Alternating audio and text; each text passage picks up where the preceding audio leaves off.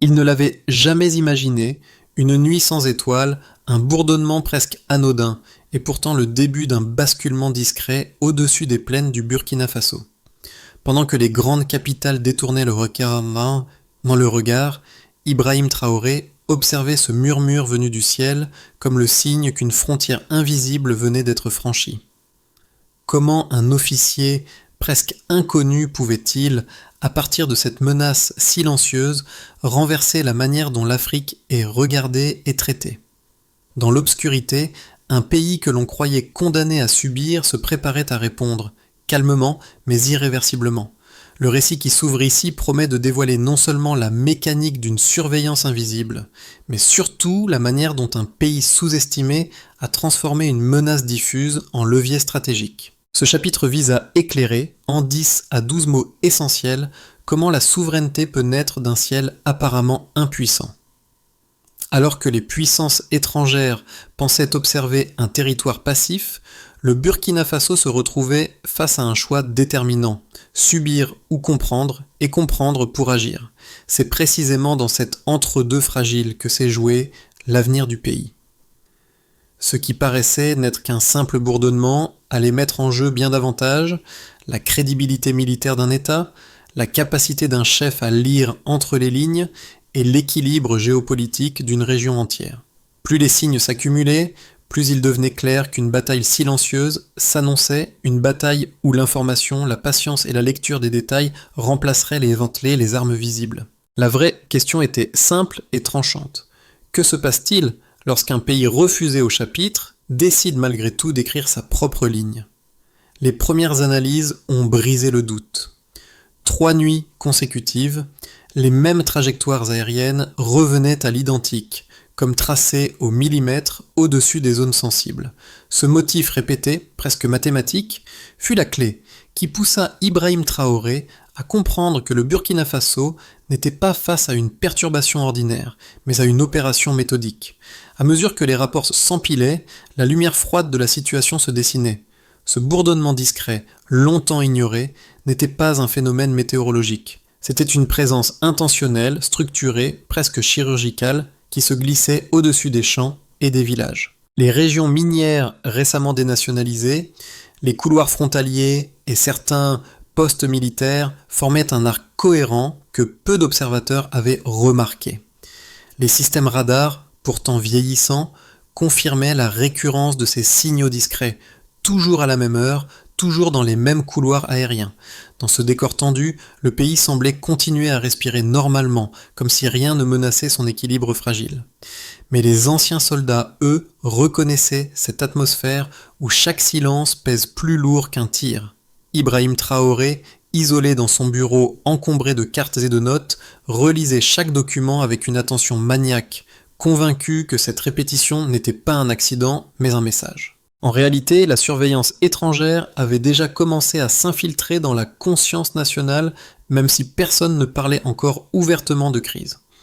Ce comme une première révélation discrète n'était qu'une première fissure dans le masque des apparences. Car derrière ces ombres volantes se jouait déjà une bataille que presque personne ne voyait venir, celle où un pays sous-équipé devait défendre un ciel que les autres croyaient libre d'accès et où la moindre erreur de lecture pouvait redéfinir l'avenir du Sahel entier.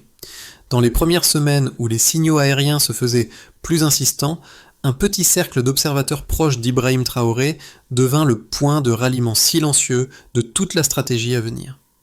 Parmi eux se trouvait un technicien vétéran, habitué aux radars fatigués du pays. Il rapporta un soir que certaines interférences n'étaient pas dues aux aléas climatiques, mais à une source extérieure qui semblait ajuster sa fréquence dès que les opérateurs burkinabés tentaient de recalibrer l'équipement. Ce simple détail, presque insignifiant, montra à Traoré que l'adversaire n'était pas seulement présent. Il écoutait. Un second cas, plus discret encore, survint dans un village proche d'un ancien site minier.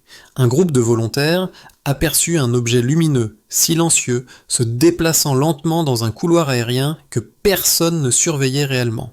Leur témoignage, jugé d'abord folklorique par les autorités locales, prit une toute autre dimension lorsqu'il coïncida avec plusieurs points relevés sur les cartes de l'état-major. Ces deux situations, modestes en apparence, devinrent les premiers maillons d'une chaîne plus vaste, révélant un mode opératoire invisible. À travers ces fragments d'informations, Traoré trouva non seulement des indices, mais aussi une direction.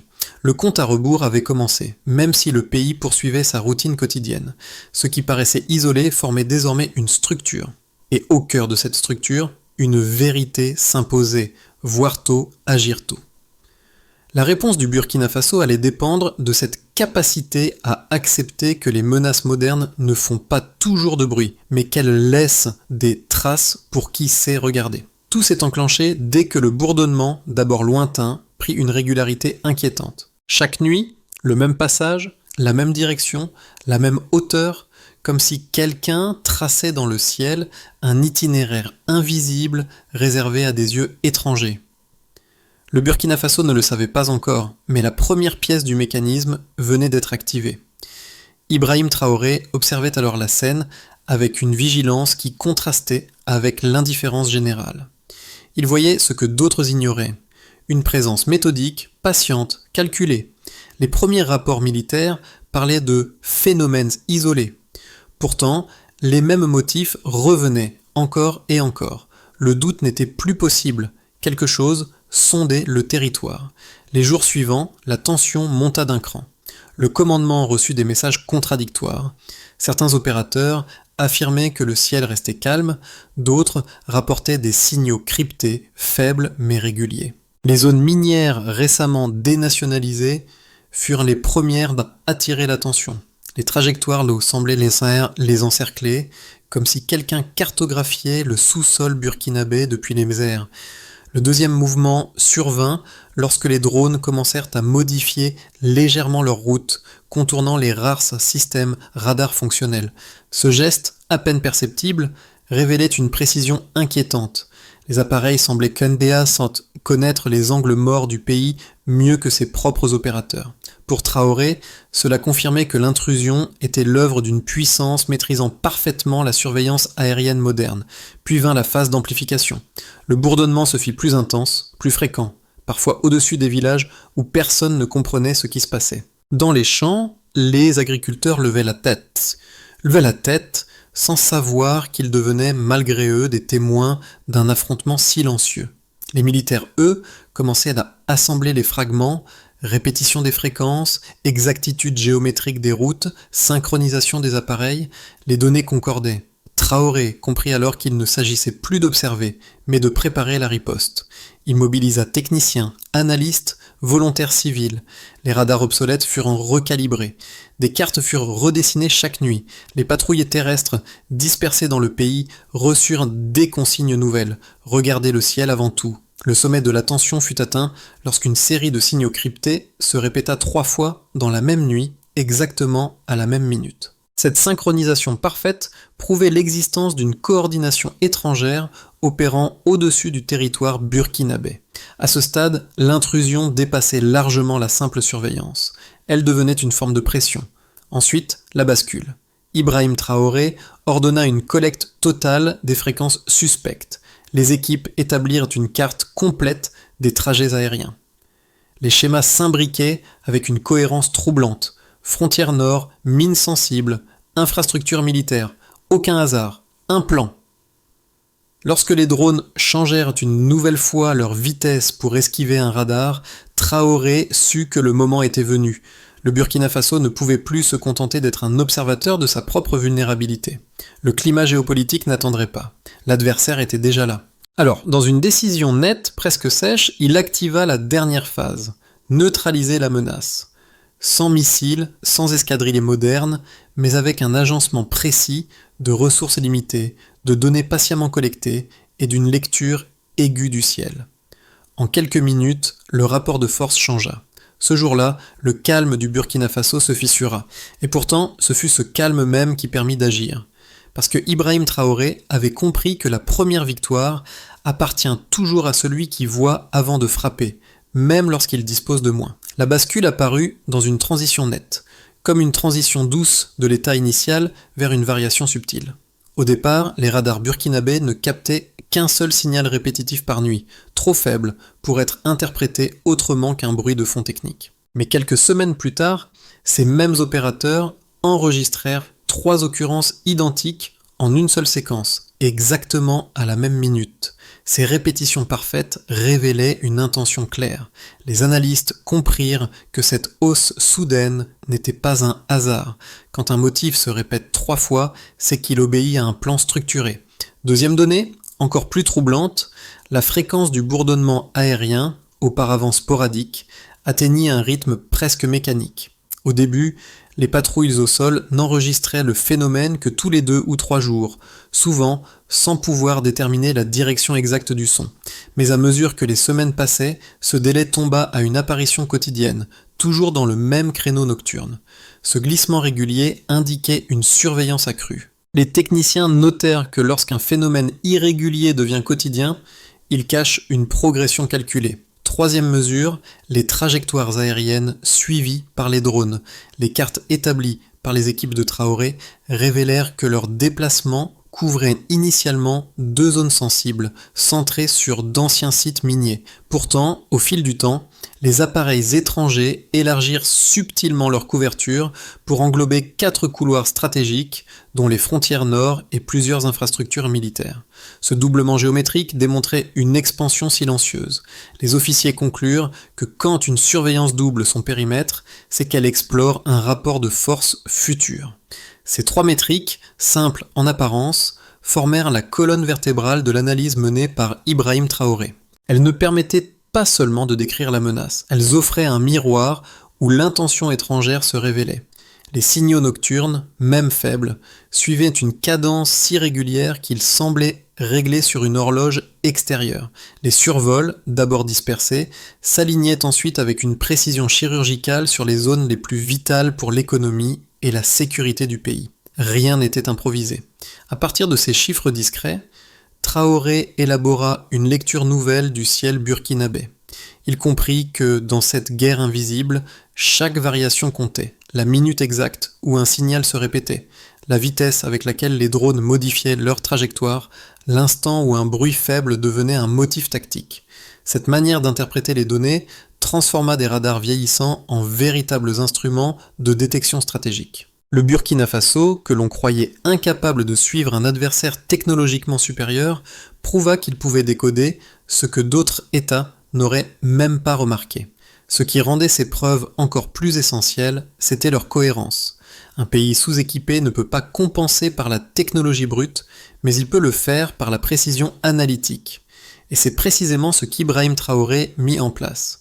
Une méthodologie où chaque chiffre devenait une boussole, chaque récurrence un fil d'Ariane menant vers la compréhension du plan étranger.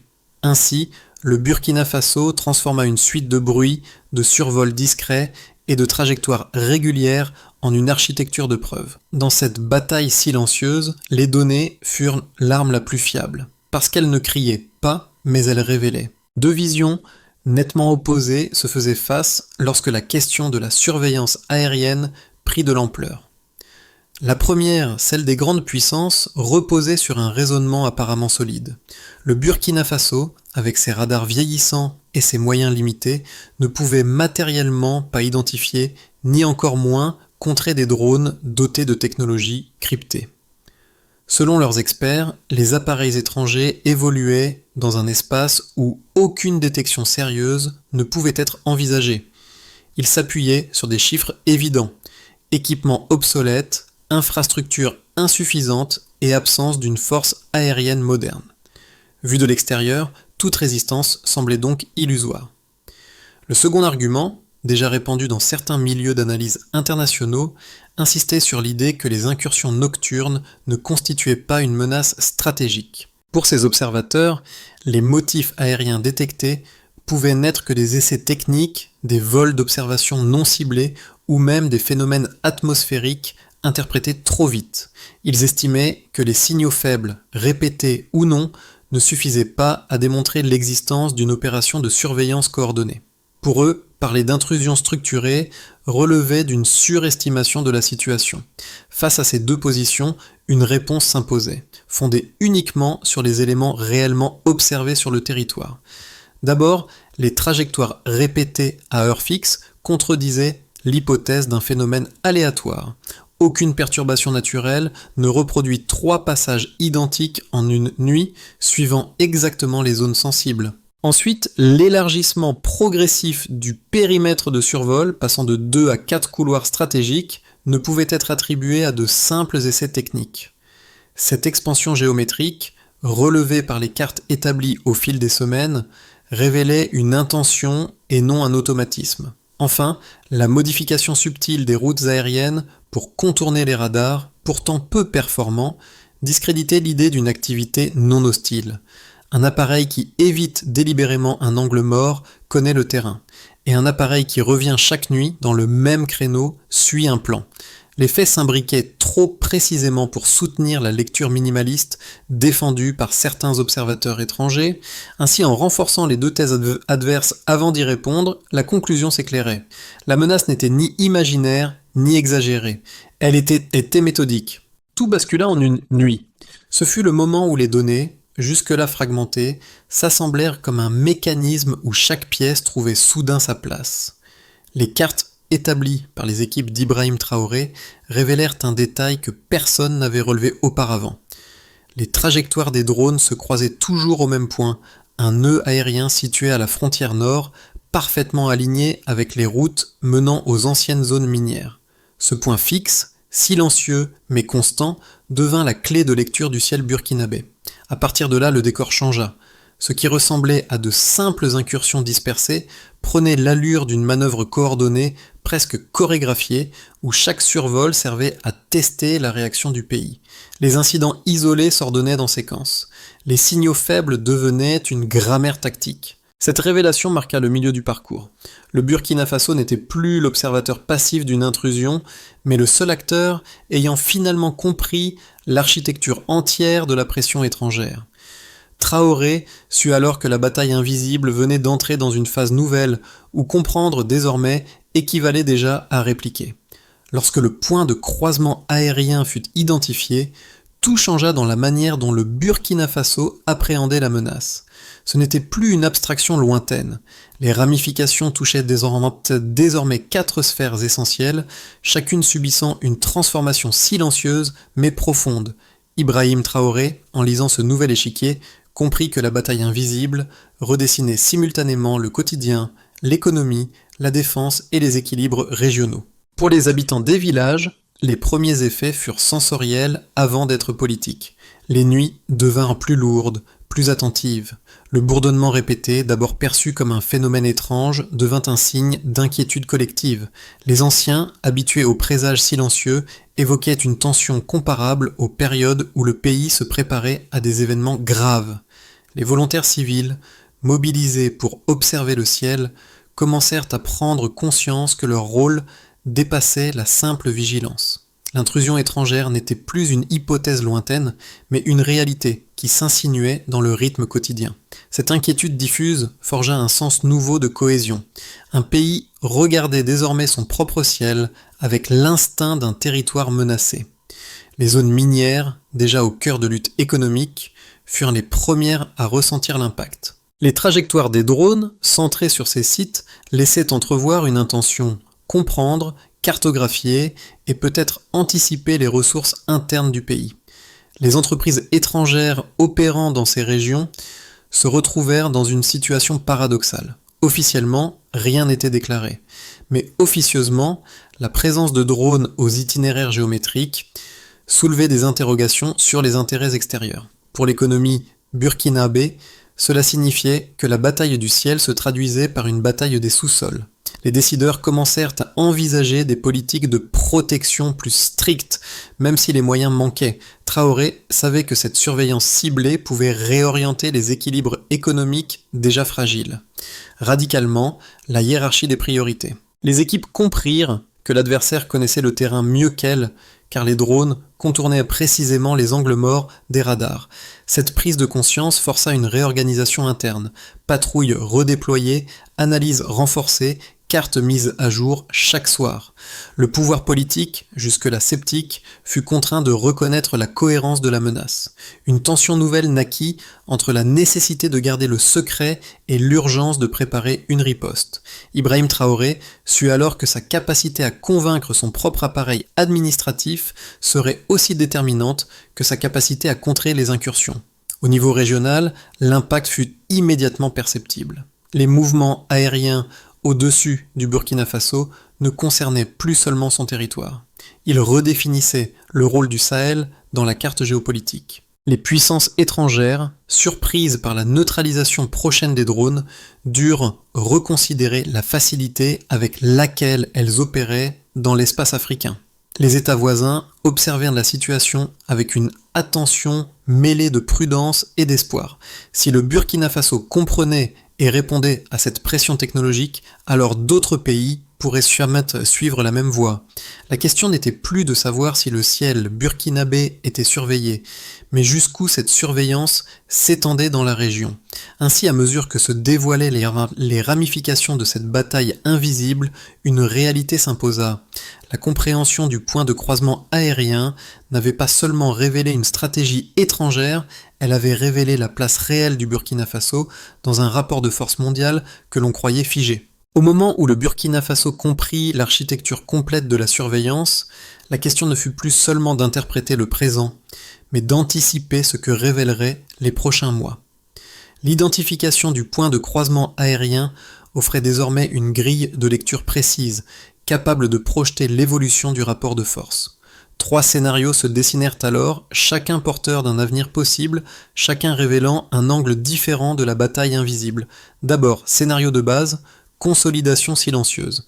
Dans cette trajectoire médiane, le pays maintient les efforts déjà engagés. Cartographie nocturne, recalibrage constant des radars, observation serrée des zones minières et frontalières. La pression étrangère ne disparaît pas, mais elle reste contenue par la vigilance accrue. Les survols continuent d'exister, mais les trajectoires géométriques se stabilisent sans expansion notable. Le Burkina Faso, sans ressources nouvelles, parvient néanmoins à garder le contrôle minimal de son ciel grâce au travail analytique initié sous l'impulsion d'Ibrahim Traoré.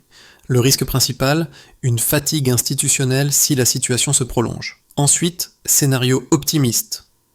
Reprise stratégique du ciel national. Cette option repose sur une amplification de la dynamique actuelle. Les équipes burkinabées, désormais familières des schémas aériens, réussissent à anticiper chaque variation, transformant les radars vieillissants en instruments plus efficaces grâce à l'expérience accumulée.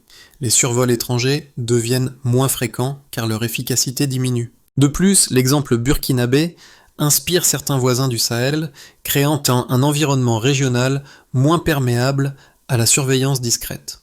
La situation se stabilise et la compréhension tactique du ciel devient un élément structurant de la défense nationale.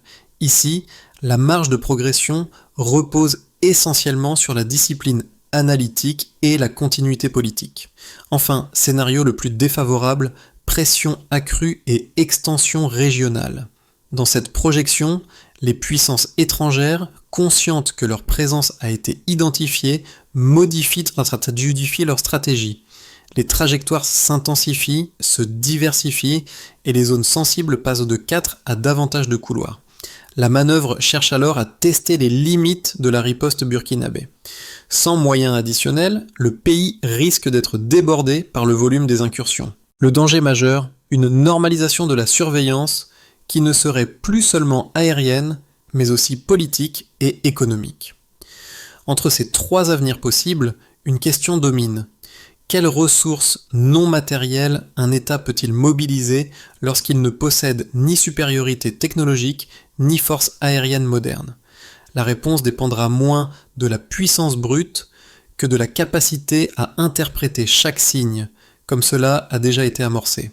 Pour beaucoup, ce qui s'est joué dans le ciel burkinabé pourrait sembler lointain, abstrait, réservé aux analystes et aux états-majors. Pourtant, les répercussions de cette bataille invisible touchent 3 cercles bien réels, 3 zones où chaque individu se reconnaît, consciemment ou non. Le premier cercle concerne ceux qui vivent au rythme des incertitudes quotidiennes. Pour eux, comprendre que leur pays a su lire une menace silencieuse devient une forme de protection morale. Ils réalisent que la vigilance n'est pas qu'une affaire de militaires. Elle façonne aussi la manière dont chacun perçoit sa propre sécurité. Le deuxième cercle rassemble ceux qui travaillent, produisent, bâtissent l'avenir économique du Burkina Faso. Ils voient dans cette lutte discrète une prise de conscience essentielle. Les enjeux stratégiques ne se limitent jamais aux frontières administratives. Lorsque le ciel se charge de menaces ténues, ce sont aussi les marchés, les terres, les emplois et les perspectives qui se trouvent exposés.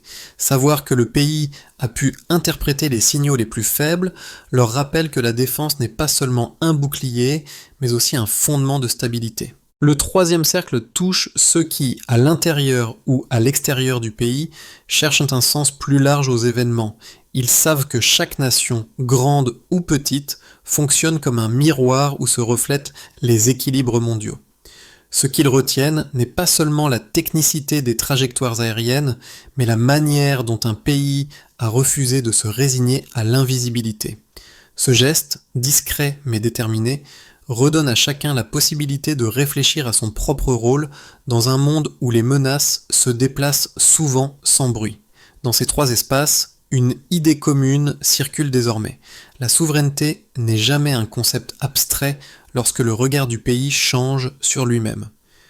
Pour transformer une compréhension stratégique en capacité durable, le Burkina Faso devait établir une feuille de route claire, accessible et mesurable. Ibrahim Traoré posa alors les bases d'une démarche progressive pensée pour un pays aux moyens limités mais doté d'une lecture fine de son environnement aérien. D'abord, réorganiser l'observation. Qui ?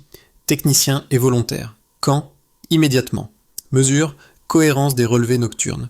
L'objectif était de formaliser ce qui existait déjà, une vigilance spontanée. En structurant les tours d'observation, le pays pouvait réduire les angles morts sans recourir à des équipements nouveaux. Ensuite, reconstruire la cartographie des trajectoires qui, analyste militaire, quand, toutes les 48 heures, mesure, stabilité ou variation des routes aériennes. Cette étape permettait de transformer des signaux dispersés en une image lisible et d'ajuster plus finement les patrouilles terrestres. Enfin, moderniseur sans remplacer qui, cellules techniques, quand, à moyen terme. Mesure, capacité des radars vieillissants à détecter des motifs répétitifs. Au lieu de dépendre d'équipements sophistiqués, l'idée était d'amener les outils existants à leur rendement maximal grâce à l'expérience accumulée lors de la phase critique. 4. Créer une chaîne d'alerte interne qui, commandement et administration, quand, déconsolidation du réseau, mesure, vitesse de circulation de l'information. La menace invisible avait montré que la lenteur administrative pouvait devenir une vulnérabilité. Une chaîne unifiée garantissait une réaction plus rapide. 5. Ancrer la souveraineté analytique qui, institutions et communautés locales. Quand ? Sur la durée. Mesure, continuité des pratiques d'interprétation collective. La bataille du ciel avait démontré que la souveraineté ne se joue pas seulement dans la technologie, mais dans la capacité à regarder, comparer, relier, comprendre. Ainsi, cette feuille de route offrait une transition logique, passer d'une réaction à une maîtrise progressive et d'une maîtrise à une résilience construite. Dans les instants de calme qui suivirent la phase la plus tendue de cette bataille invisible, un souvenir particulier revint hanter la mémoire collective, celui du petit groupe de volontaires ayant aperçu, dans un silence presque irréel, l'objet lumineux glissant au-dessus du vieux site minier. Ce témoignage modeste, d'abord ignoré, était devenu l'un des points d'appui essentiels qui avaient permis au pays d'interpréter ce que les experts étrangers refusaient de voir. Et c'est en revenant à cette image simple, presque fragile, que Ibrahim Traoré mesura la portée humaine de tout ce qui s'était joué. Ce n'était pas seulement une histoire de trajectoire ou de radar vieillissant.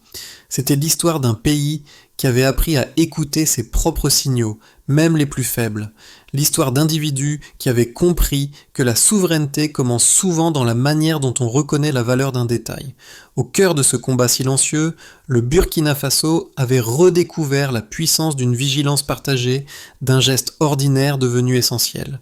Et lorsque Traoré leva les yeux vers le ciel, il savait que cette nuit-là ne disparaîtrait jamais vraiment. Elle resterait une balise pour tous ceux qui auraient un jour à comprendre ce qui se passe lorsque l'invisible devient déterminant.